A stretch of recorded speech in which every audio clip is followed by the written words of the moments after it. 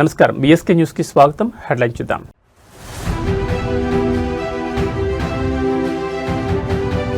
AP inter విద్యార్థులకు alert. రేపటి నుంచే పరీక్షలు. 1 మినిట్ రూల్ పై విద్యాశాఖ సీరియస్.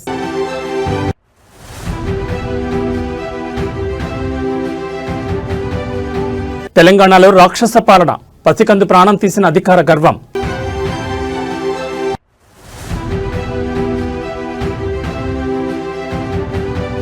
కర్ణాటకలో లోకాయుక్త మెరుపుదాడి. 5 లక్షల లంచం తీసుకుంటూ రెడ్ హ్యాండెడ్ గా చిక్కిన బీజేపీ ఎమ్మెల్యే.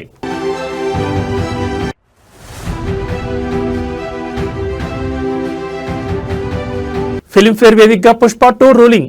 ఉత్తమ నటుడిగా icon star Allu Arjun record. Sukumar magic.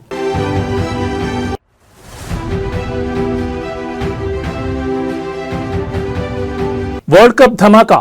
నేడు భారత్ వర్సెస్ సౌత్ ఆఫ్రికా ఢీ. అహ్మదాబాద్ లో 1,00,000 మంది సాక్షిగా సూపర్ ఫైట్. ఇక వివరాలు చూస్తే ఏపీలో రేపటి నుంచి అసలైన పరీక్షా కాలం మొదలు కాబోతోంది. లక్షలాది మంది విద్యార్థుల భవిష్యత్తు నిర్ణయించే ఇంటర్మీడియట్ పబ్లిక్ పరీక్షలకు రంగం సిద్ధమైంది. రేపు అంటే ఫిబ్రవరి 23 నుంచి రాష్ట్ర వ్యాప్తంగా ఈ పరీక్షలు ప్రారంభం కానున్నాయి. మరి విద్యార్థులు ఎలాంటి జాగ్రత్తలు తీసుకోవాలి? ప్రభుత్వం చేసిన ఏర్పాట్లేంటి? ఉదయం 9 గంటల నుంచి మధ్యాహ్నం 12 గంటల వరకు 1 మినిట్ రూల్ అమల్లో ఉంది. ఒక్క నిమిషం ఆలస్యమైన కేంద్రంలోకి అనుమతి ఉండదు. ప్రతి సెంటర్లో సీసీ కెమెరాల నిఘా మరియు త్రాగునీరు, ఓఆర్ఎస్ వంటి కనీస వసతులు. విద్యార్థులు ఇది మీ కష్టానికి ప్రతిఫలం దక్కే సమయం. పరీక్షా కేంద్రానికి కనీసం గంట ముందే చేరుకోవడం ఉత్తమం. హాల్ టికెట్ తో పాటు పెన్నులు, పెన్సిళ్లు సిద్ధం చేసుకోండి. ఒక్క నిమిషం ఆలస్యమైన లోపలికి అనుమతించబోమని విద్యాశాఖ స్పష్టం చేసింది. కాబట్టి ట్రాఫిక్ ఇబ్బందులు దృష్టిలో పెట్టుకుని ఇంటి నుంచి త్వరగా బయలుదేరండి. ఇక పరీక్షల నిర్వహణకు వస్తే ఎక్కడ పేపర్ లీకేజీలు కానీ మాల్ ప్రాక్టీస్ కానీ జరగకుండా ప్రభుత్వం పకడ్బందీగా ఏర్పాట్లు చేసింది. ఫ్లయింగ్ స్క్వాడ్ నిరంతరం నిఘా ఉంచుతాయి. మొబైల్ ఫోన్లు లేదా ఎలాంటి ఎలక్ట్రానిక్ గాడ్జెట్లను పరీక్షా కేంద్రాలకు అనుమతించరు. ఒత్తిడికి లోను కావద్దు. బయలుదేరే ముందు హాల్ టికెట్ ఉందో లేదో మరోసారి చెక్ చేసుకోండి. పరీక్షకు వెళ్లే ముందు తేలికపాటి ఆహారం తీసుకోండి. మంచినీళ్ళు తాగండి. పరీక్షలు రాస్తున్న విద్యార్థులందరికీ మా తరపున కూడా ఆల్ ది బెస్ట్.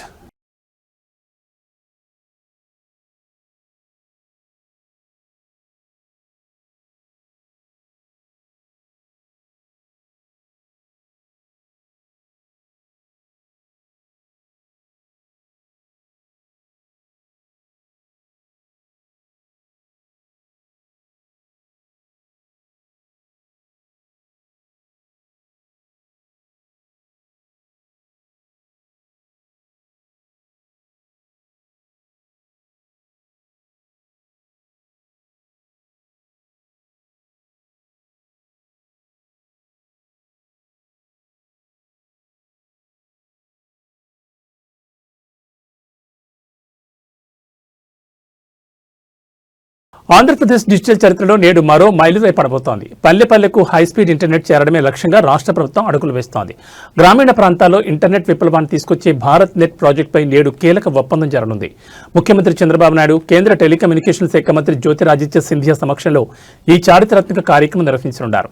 రాష్ట్రంలోని ప్రతి గ్రామానికి, ప్రతి ఇంటికి హైస్పీడ్ బ్రాడ్బ్యాండ్ సేవలు అందించడం కేంద్ర ప్రభుత్వ డిజిటల్ భారత్ నిధి సహాయంతో ఈ ప్రాజెక్టు అమలవుతుంది. ఈ ప్రాజెక్టు ద్వారా గ్రామాల్లో భారత్ నెట్ ఉద్యమి మోడల్తో యువతకు కొత్త ఉపాధి అవకాశాలు వస్తాయి. గతంలో ఐటీ రంగంలో హైదరాబాద్ ను విశ్వవ్యాప్తం చేసిన చంద్రబాబు ఇప్పుడు ఏపీని క్వాంటమ్ మరియు ఏఐ హబ్ గా తీర్చిదిద్దే పనులు పడ్డారు.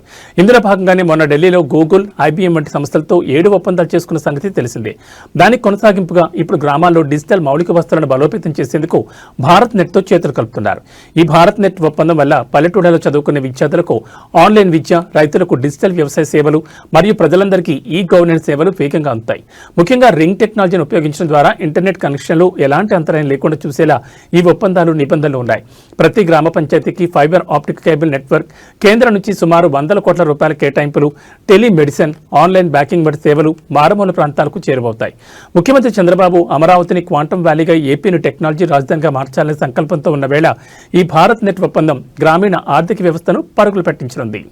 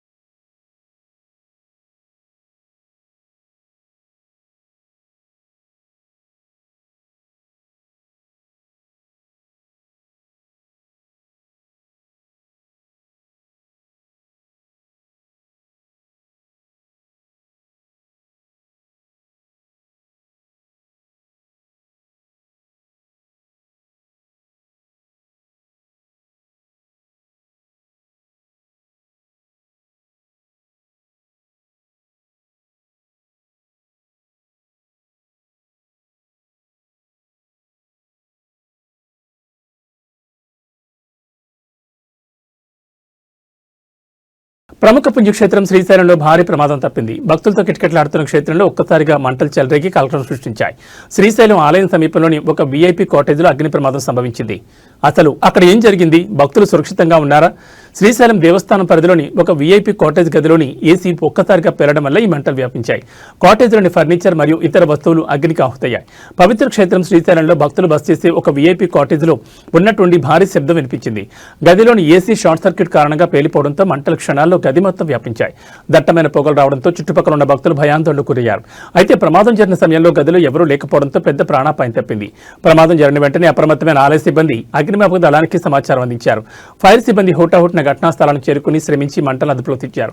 దీనివల్ల మంటలు పక్కనే ఉన్న ఇతర కాటేజీలకు వ్యాపించకుండా అడ్డుకోగలిగారు. ప్రస్తుతం అందరూ సురక్షితంగా ఉన్నారు. ఎవరికి ఎలాంటి గాయాలు కాలేదు. ఆలయ అధికారులు ఘటనా స్థలాన్ని పరిశీలించి ఇతర కాటేజీల్లో కూడా ఎలక్ట్రికల్ వైరింగ్ మరియు ఏసీల కండిషన్ తనిఖీ చేయాలని ఆదేశించారు. ఎండలు పెరుగుతున్న తరుణంలో ఏసీల వినియోగం పెరుగుతోంది. పాతబడిన ఏసీలు లేదా వైరింగ్ లోపాల వల్ల ఇలాంటి ప్రమాదాలు జరిగే అవకాశం ఉంది. శ్రీశైలంలో జరిగిన ఘటనతో అధికారులు అప్రమత్తమయ్యారు. భక్తులు ఎవరూ ఆందోళన చెందాల్సిన పని లేదని, పరిస్థితి ఇప్పుడు పూర్తిగా అదుపులో ఉందని దేవస్థానం ప్రకటించింది.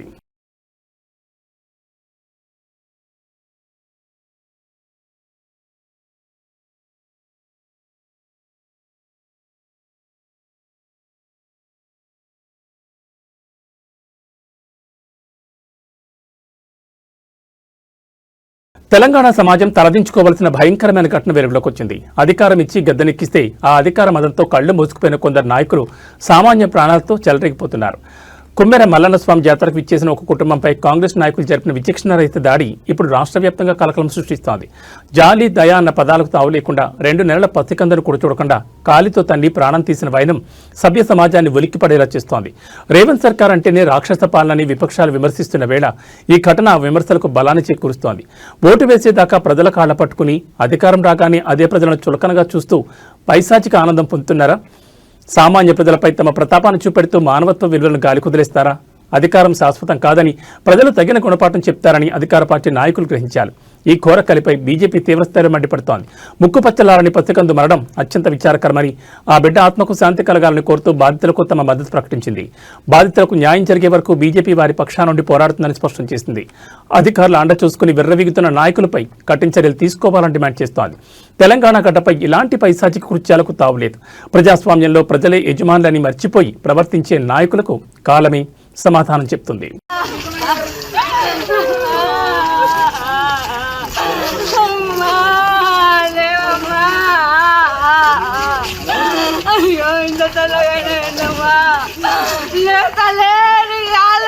తెలంగాణ ప్రజలకు వాతావరణ శాఖ కీలక హెచ్చరిక జారీ చేసింది. ఎండలు ముదురుతున్న వేళ ఒక్కసారిగా వాతావరణం మారిపోబోతోంది. రాగల 3 రోజుల పాటు రాష్ట్రంలోని పలు జిల్లాల్లో అకాల వర్షాలు కురిసే అవకాశం ఉందని వాతావరణ కేంద్రం తెలిపింది. ముఖ్యంగా ఉరుములు, మెరుపులతో కూడిన వర్షాలు పడే ఛాన్స్ ఉండడంతో ఎల్లో అలర్ట్ ప్రకటించారు. ఫిబ్రవరి 22 నుంచి 24 తేదీ వరకు ఆదిలాబాద్, నిజామాబాద్, కామారెడ్డి, నిర్మల్ మరియు పరిసర ప్రాంతాలు గంటకు 30 నుంచి 40 కిలోమీటర్ల వేగంతో వీచే గాలులు, పిడుగులు పడే అవకాశం ఉంది. ఈ అకాల వర్షాల కారణంగా అన్నదాతలు ఆందోళన గురిచేస్తోంది. ప్రస్తుతం చేతికొచ్చిన పంటలు, ఆరబోసిన ధాన్యం విషయంలో రైతులు అప్రమత్తంగా ఉండాలి. ముఖ్యంగా ఉత్తర తెలంగాణ జిల్లాలైన ఆదిలాబాద్, నిజామాబాద్, కామారెడ్డి ప్రాంతాల్లో వర్ష ప్రభావం ఎక్కువగా ఉండొచ్చని అంచనా వేస్తున్నారు. ఆకాశం మేఘావృతమై ఉష్ణోగ్రతలు ఒకసారిగా తగ్గే అవకాశం ఉంది. ఉరుములు, మెరుపులు వచ్చే సమయంలో చెట్ల కింద గానీ, విద్యుత్ స్తంభాల దగ్గర గానీ ఉండొద్దని అధికారులు సూచిస్తున్నారు. పిడుగులు పడే ప్రమాదం ఉన్నదన బయట తిరిగేవారు సురక్షిత ప్రాంతాల్లో ఆశ్రయం పొందాలని కోరుతున్నారు. గాలివాన వల్ల అక్కడక్కడ విద్యుత్ సరఫరా కూడా అంతరాయం కలిగే అవకాశం ఉంది. కళ్ళాల్లో ఉన్న ధాన్యం తడవకుండా టార్పాలిన్ కవర్లు సిద్ధం చేసుకోవాలని, వర్షం పడే సమయంలో వాహనదారులు జాగ్రత్తగా ఉండాలని, దృశ్యమానత తగ్గే అవకాశం ఉందని తెలిపారు. ఉరుములు మొదలైనప్పుడు ఎలక్ట్రానిక్ వస్తువులను వాడకపోవడం ఉత్తమన్నారు. ఈ అకాల వర్షాల వల్ల అటు సామాన్య ప్రజలకు ఎండల నుంచి కాస్త ఉపశమనం లభించినా ఇటు రైతాంగానికి మాత్రం కంటి మీద కొనుక్కు లేకుండా చేస్తోంది. వాతావరణంలో వస్తున్న మార్పులను గమనిస్తూ ఎప్పటికప్పుడు అప్రమత్తంగా ఉండాలని అధికారులు సూచిస్తున్నారు.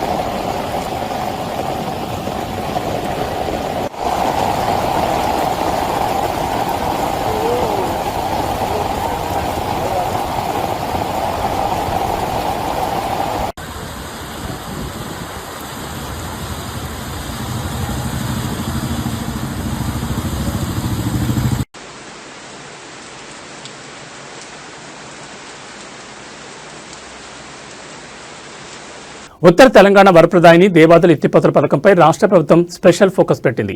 ఏళ్ల తరబడి సాగుతున్న ఈ ప్రాజెక్టు పనులను త్వరితగతిన పూర్తి చేసి రైతులకు సాగునీరు అందించడమే లక్ష్యంగా అడుగులు వేస్తోంది.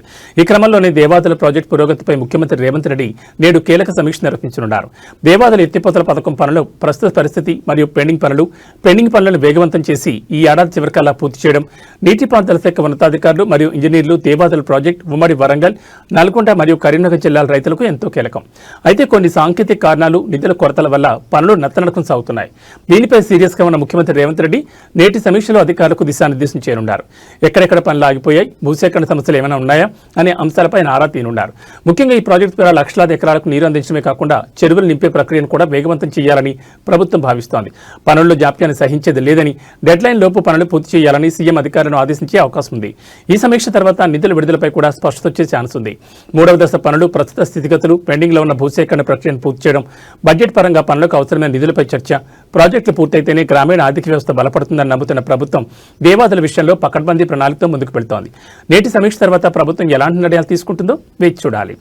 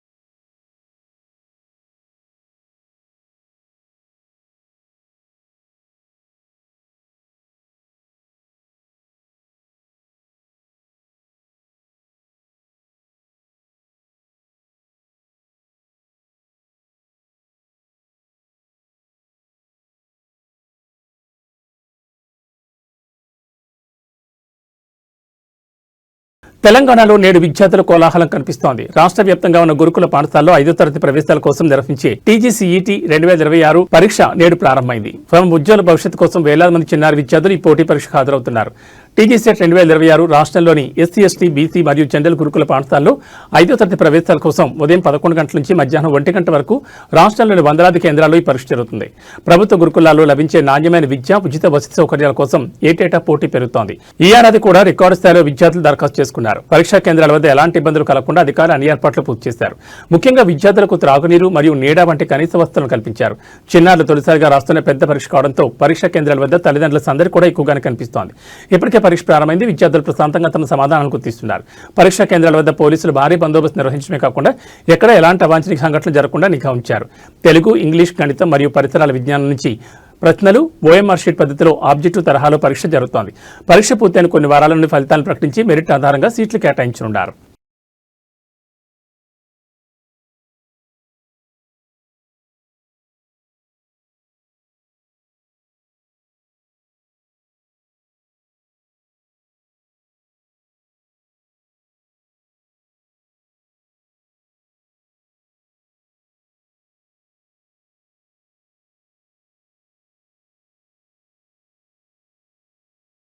పొరుగు రాష్ట్రం కర్ణాటకలో రాజకీయ ప్రకంపనలు రేగుతున్నాయి. అవినీతిపై ఉక్కుపాదం మోపుతున్న లోకాయుక్త పోలీసులు ఏకంగా ఒక అధికార పార్టీ ఎమ్మెల్యేని రెడ్ హ్యాండెడ్ గా పట్టుకున్నారు.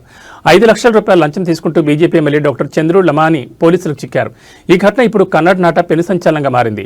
డాక్టర్ చంద్రు లమాని సిరహట్టి నియోజకవర్గ బీజేపీ ఎమ్మెల్యే 5 లక్షల రూపాయల నగదు లంచం తీసుకుంటుండగా పట్టుబడ్డారు. లోకాయుక్త పోలీసులు గదర్ జిల్లాలోని సిరహట్టి నియోజకవర్గ ఎమ్మెల్యే చంద్రు లామాని ఒక పని కోసం 5 లక్షల రూపాయలు డిమాండ్ చేసినట్లు సమాచారం. బాధితులు లోకాయుక్త పోలీసులను ఆశ్రయించడంతో వారు పకడ్బందీగా ప్లాన్ వేశారు.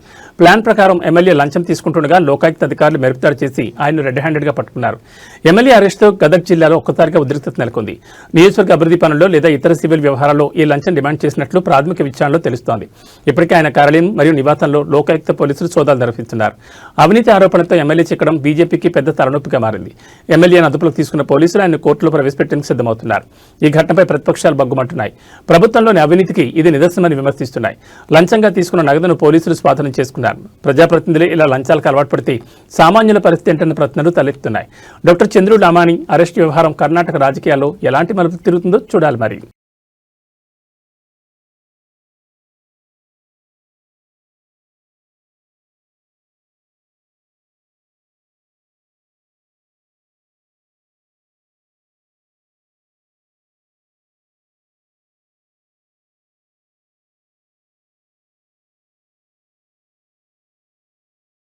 ಸಿಕ್ಕಾಕೊಂಡಿದ್ದಾನೆ ಸರ್ ಬಿಜೆಪಿ ಶಾಸಕ.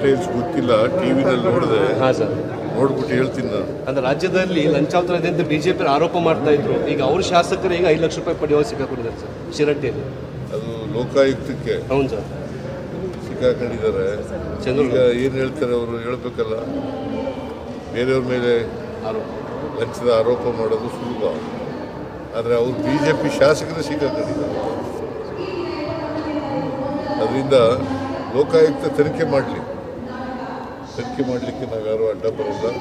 ಲೋಕಾಯುಕ್ತ ಏನು ತನಿಖೆ ಮಾಡ್ತದೆ ಅದು ಮಾಡಲಿ, ರಾಜಕೀಯವಾಗಿ ಆಮೇಲೆ ಮಾತಾಡ್ತೀವಿ. భారత ఎన్నికల సంఘం దేశవ్యాప్తంగా ఓటర్ల జాబితాపై భారీ ప్రక్షాళన చేపట్టింది. ఎన్నికలు సమీపిస్తున్న తరుణంలో నకిలీ ఓట్లు మరియు అర్హత లేని ఓట్ల ఎరువేతపై ఈసీ ఉక్కుపాదం మోపింది. దేశంలోని 9 రాష్ట్రాలు మరియు కేంద్ర పాలిత ప్రాంతాల్లో చేపట్టిన స్పెషల్ ఇంటెన్సివ్ రివిజన్ ప్రక్రియ ముగిసింది.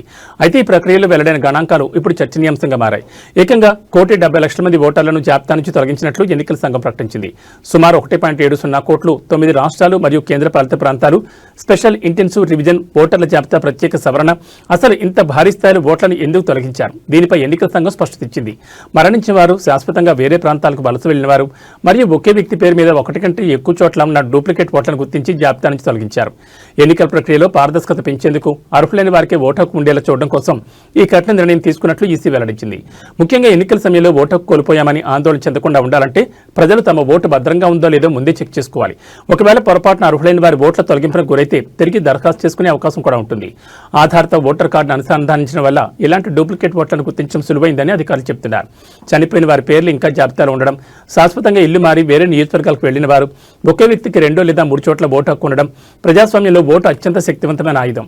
అలాంటి ఓటర్ల జాబితాలో అక్రమాలు జరగకుండా ఎన్నికల సంఘం తీసుకునే చర్యలు ఎంతవరకు సత్ఫలితాలు ఇస్తాయో చూడాలి. మరి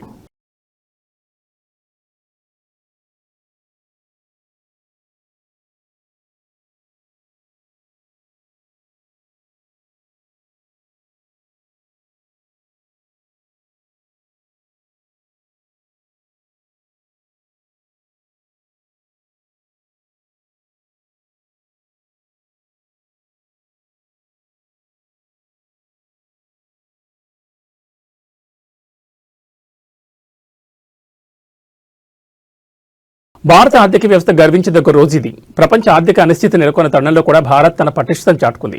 మన విదేశీ మారక ద్రవ్య నిల్వలు అంటే ఫారెక్స్ నిల్వలు మునిపెన్నడూ లేని విధంగా అత్యున్నత స్థాయికి చేరాయి. రిజర్వ్ బ్యాంక్ ఆఫ్ ఇండియా విడుదల చేసిన తాజా గణాంకాల ప్రకారం మన ఫారెక్స్ నిల్వలు $725.727 బిలియన్ల ఆల్ టైమ్ హై స్థాయిని తాకాయి. ఈ భారీ పెరుగుదలకు ప్రధానంగా విదేశీ కరెన్సీ ఆస్తులు తోడయ్యాయి. ఫిబ్రవరి 13తో ముగిసిన వారానికి గాను విదేశీ కరెన్సీ ఆస్తులు $3.55 బిలియన్లు పెరిగి $573.60 బిలియన్లకు చేరాయి. అదేవిధంగా అంతర్జాతీయ మార్కెట్లో బంగారం నిలకడగా ఉండడంతో మన దేశ బంగారం నిల్వల విలువలు కూడా దాదాపు $5 బిలియన్లు పెరిగి 128.46 బిలియన్లకు చేరుకుంది. అసలు ఈ ఫారెక్స్ నిల్వలు పెరగడం వల్ల సామాన్యులకు లాభం ఏంటి? ఫారెక్స్ నిల్వలు బలంగా ఉంటే రూపాయి విలువ స్థిరంగా ఉంటుంది. ఇది విదేశీ వాణిజ్యానికి, దిగుమతులకు ఎంతో కీలకం. ప్రస్తుతం ఉన్న నిల్వలు మన దేశానికి దాదాపు 11 నెలల దిగుమతులకు సరిపడా రక్షణ కవచంలా పనిచేస్తాయి. అంతర్జాతీయ పెట్టుబడిదారులకు కూడా భారత్ ఒక సురక్షితమైన దేశమనే నమ్మకాన్ని ఈ గణాంకాలు కలిగిస్తాయి. ప్రపంచ దేశాలు ఆర్థిక మాంద్యం భయంతో వణుకుతుంటే భారత్ మాత్రం 765 బిలియన్ల మైలురాయిని దాటి ఆర్థిక శక్తిగా ఎదుగుతోంది. ఇది కేవలం నంబర్ మాత్రమే కాదు, మన దేశ ఆర్థిక స్థిరత్వానికి నిదర్శనం చెప్పొచ్చు.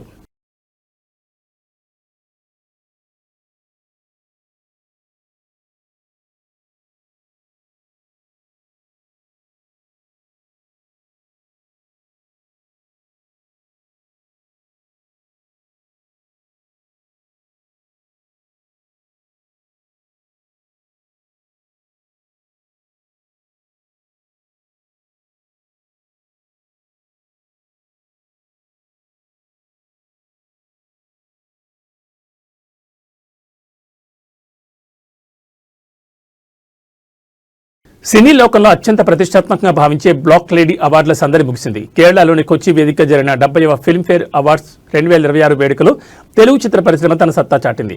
టాలీవుడ్ బాక్సాఫీసును షేక్ చేసిన పుష్ప 2 అవార్డుల వేటలోనూ తన రోలింగ్ చూపించింది. ఐకాన్ స్టార్ అల్లు అర్జున్ మరోసారి ఉత్తమ నటుడిగా నిలిచి రికార్డు సృష్టించారు. ఈ అవార్డుతో అల్లు అర్జున్ తన కెరీర్లో 7వ ఫిల్మ్ఫేర్ అవార్డును ఖాతాలో వేసుకున్నారు. పుష్ప ది రైజ్ కు నేషనల్ అవార్డు అందుకున్న బన్నీ ఇప్పుడు పుష్ప 2కు బెస్ట్ యాక్టర్ అవార్డు అందుకోవడం విశేషం. ఇక దర్శకుడు సుకుమార్ తనదైన మేకింగ్ తో మరోసారి బెస్ట్ డైరెక్టర్ అవార్డును కైవసం చేసుకున్నారు. కేవలం భారీ బడ్జెట్ సినిమాలే కాదు, కంటెంట్ ఉన్న చిన్న సినిమాలు కూడా ఈసారి మెరిశాయి. 35 చిన్న కథ కాదు సినిమాలో తల్లి పాత్రలో అద్భుతమైన నటన కనబర్చిన నివేదిత థామస్ ఉత్తమ నటిగా అవార్డు అందుకోవడం అందరినీ ఆకట్టుకుంది. అలాగే కల్కి 2898 ఏడీలో అశ్వత్థామగా మెప్పించిన లెజెండరీ యాక్టర్ అమితాబ్ బచ్చన్ ఉత్తమ సహాయ నటుడిగా నిలిచారు. మొత్తానికి కొచ్చిలో జరిగిన ఈ వేడుకలో టాలీవుడ్ స్టార్స్ మెరుపులు మెరిపించారు. అల్లు అర్జున్ తన స్పీచ్లో అభిమానులకు కృతజ్ఞతలు తెలుపుతూ పుష్ప 3 పై కూడా హింట్ ఇచ్చారు.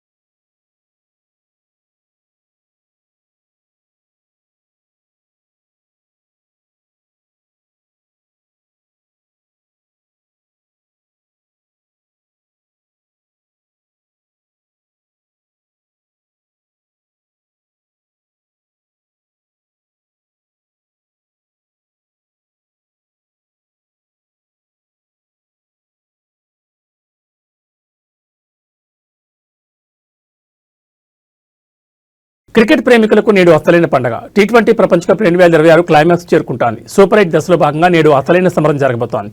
ప్రపంచంలోని అతిపెద్ద క్రికెట్ స్టేడియం మన అహ్మదాబాద్లోని నరేంద్ర మోడీ స్టేడియం వేదికగా టీమిండియా సౌత్ ఆఫ్రికాతో తలపడనుంది. సెమీఫైనల్ బెత్తును ఖాయం చేసుకోవాలంటే భారత్కు ఈ గెలుపు అత్యంత కీలకం. గత ఏడాది వన్డే వరల్డ్ కప్ ఫైనల్లో చేజారిన టైటిల్ను ఈసారి టీ20 ఫార్మాట్లో ముద్దాడాలని రోహిత్ సేన కంకణం కట్టుకుంది. ఇప్పటి వరకు అజేయంగా దూసుకొస్తున్న భారత్ నేడు దక్షిణాఫ్రికా నుంచి గట్టి పోటీని ఎదుర్కొనుంది. Heinrich Klaasen, Quinton de Kock వంటి పవర్ హిట్లర్లతో సఫారీ టీం భయంకరంగా కనిపిస్తుంటే బుమ్రా, ఆర్కర్లు, కుల్దీప్ స్పిన్ మాయాజాలంతో టీమిండియా వారిని కట్టడి చేసేందుకు సిద్ధంగా ఉంది. అహ్మదాబాద్ పిచ్ సాధారణంగా బ్యాటర్లకు స్వర్గధామం. 1,00,000కు పైగా ప్రేక్షకుల మధ్య మ్యాచ్ జరుగుతుండటంతో స్టేడియం మొత్తం ఇండియా నినాదాలతో హోరెత్తనుంది. టాస్ గెలిచిన జట్టు మొదట బ్యాటింగ్ చేసి భారీ స్కోర్ సాధించాలని భావిస్తోంది. విరాట్ కోహ్లీ ఫామ్, సూర్యకుమార్ యాదవ్ 360 డిగ్రీల షాట్లపై కోట్లాది మంది ఆశలు పెట్టుకున్నారు. పవర్ ప్లేలో మెరుపు ఆరంభం లభిస్తే భారత్కు తిరుగుండదు. డెత్ ఓవర్లలో బుమ్రా వేసే యార్కర్లే మ్యాచ్ స్వరూపాన్ని మార్చేయగలం. డేవిడ్ మిల్లర్ మరియు క్లాసెన్లను త్వరగా అవుట్ చేయడంపైనే భారత్ విజయం ఆధారపడింది. ఈ రాత్రి 7 గంటల నుంచి టీవీల ముందుకు, మొబైల్స్ ముందుకు చేరిపోవడానికి సిద్ధంగా ఉండండి.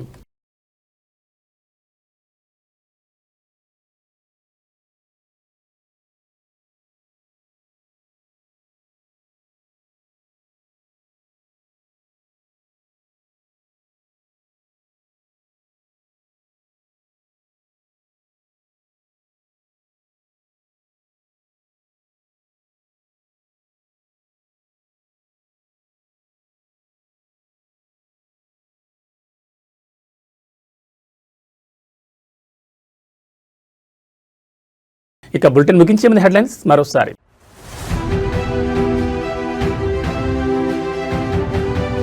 ఏపీ ఇంటర్ విద్యార్థులకు అలర్ట్. రేపటి నుంచే పరీక్షలు. 1 మినిట్ రూల్పై విద్యాశాఖ సీరియస్.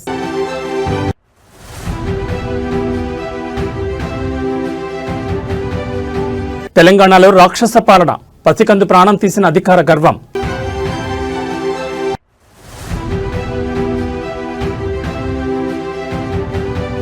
కర్ణాటకలో లోకాయుక్త మెరుపుదాడి. 5 లక్షల లంచం తీసుకుంటూ రెడ్ హ్యాండెడ్ గా చిక్కిన బీజేపీ ఎమ్మెల్యే.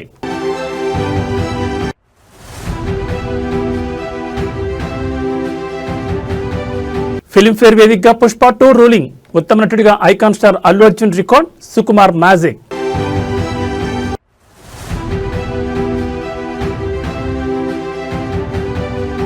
వరల్డ్ కప్ ధమాకా. నేడు భారత్ వర్సెస్ సౌత్ ఆఫ్రికా ఢీ. అహ్మదాబాద్ లో 1,00,000 మంది సాక్షిగా సూపర్ ఫైట్. ఇవి బులెటిన్ విశేషాలు. నమస్కారం.